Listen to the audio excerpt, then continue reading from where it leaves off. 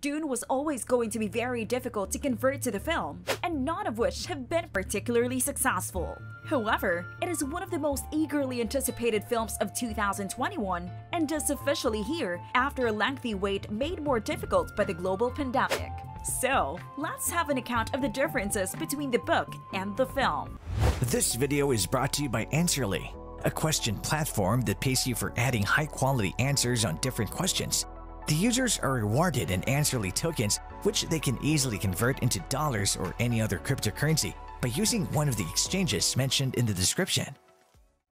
Hello and welcome to our YouTube channel. In today's video, we will be talking about everything they changed from the Dune books. So without further ado, let's get started. Both Gurney Halleck and Rabin are represented as hideous in the Dune books. And yes, lies in the eyes of the beholder and all that jazz. However, they accomplished no attempts to achieve Josh Brolin, a non-attractive lump of a man, and David to look for anything other than an offering of various features imitation of himself.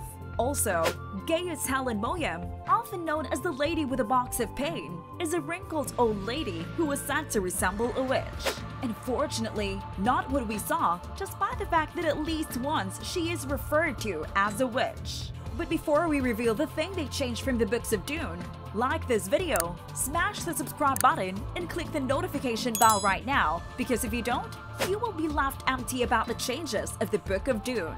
The Baron isn't nearly as big or as disgusting as other Dune versions have portrayed him.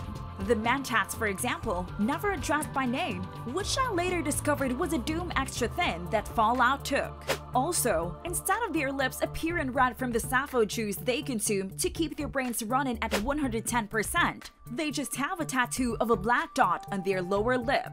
In addition to this, the Sardaukar had a little more mythology added to their blood rite that wasn't written in the books, leaving them artistically a lot more brutal. They also speak in a strange language, comparable to how the speech and voice has been altered to seem like someone who is constantly strangling rather than a normal voice. Another, the book's one appealing feature, the Baron, has similarly been stripped away. If you've understood the book, you'll recognize that he doesn't have much to start with. He is more of a monstrous and, for lack of a better phrase, cordial in the novel as long as no one was impolite or pushed buttons they shouldn't have. At least, as courteous as a sadistic slave with taste for stuff I can't discuss on this platform can indeed be. Fortunately, in this rendition, they don't raise it up. Talking about Peter de Vries, he is like the first cinematic version of the books, and David Dastmalchian enjoys playing strange characters. However, believe me when I say that the sentence in the books is far more significant to the plotline and far more bizarre than what we are seeing here. Furthermore, Fade Rotha is nowhere to be found in this, which is strange given his importance in the story, but we still got another, so perhaps he'll show up there. Let's discuss Gurney, now that we've cleared up all surface-level issues. So, while Gurney remains a serious character in the book, he still has a good sense of humor. So much so that Paul isn't really aware Gurney is battling for something serious until much later in the bout when they're sparring. Another part that is mainly omitted is that one of the most important aspects of his role is that he enjoys music and singing in general, in addition to the excitement of battling.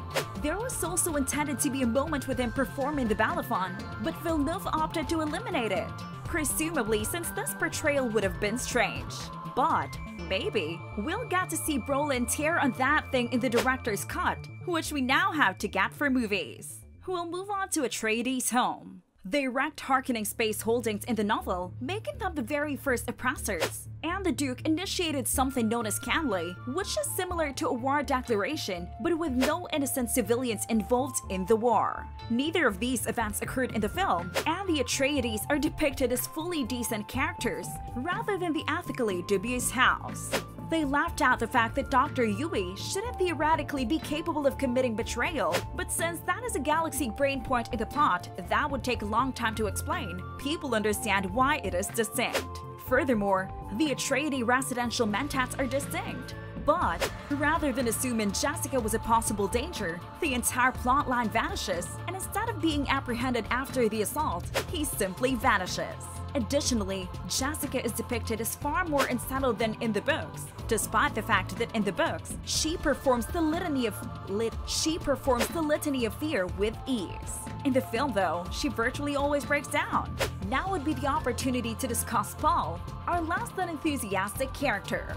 He keeps quite true to the source material for the majority of part.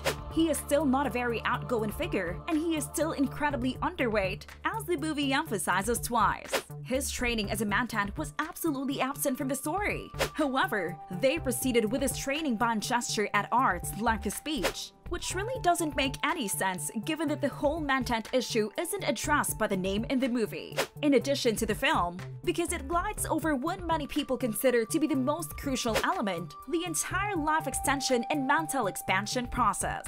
When Paul is examined by Dr. Huey, he is told that the foresight increase he had was an allergic response rather than something that spice can do to humans.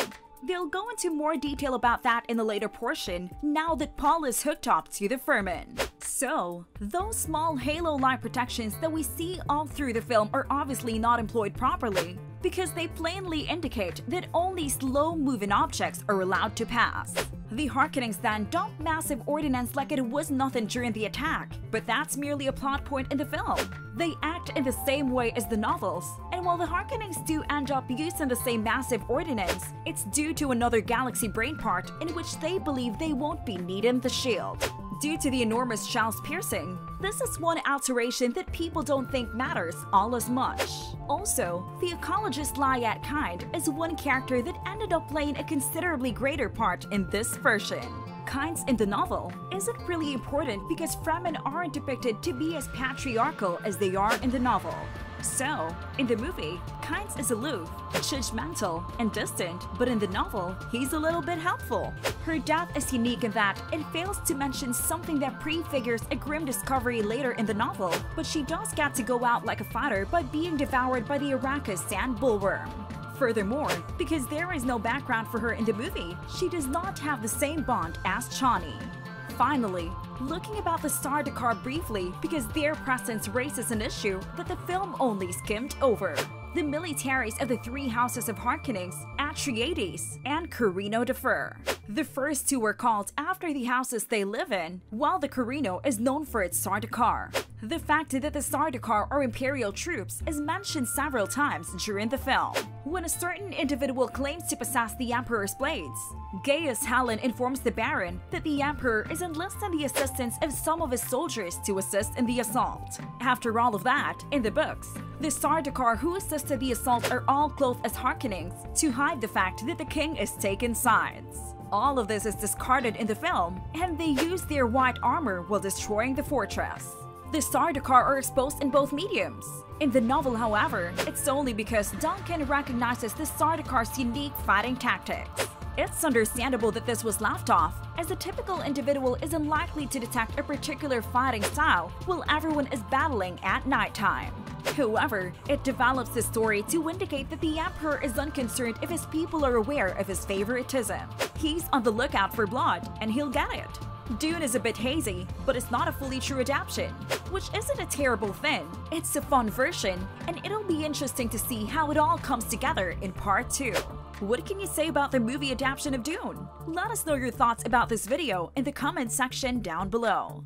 If you like this video, make sure to smash the like button and subscribe to this channel. To learn more about Answerly and Answerly tokens, check out the links in the description.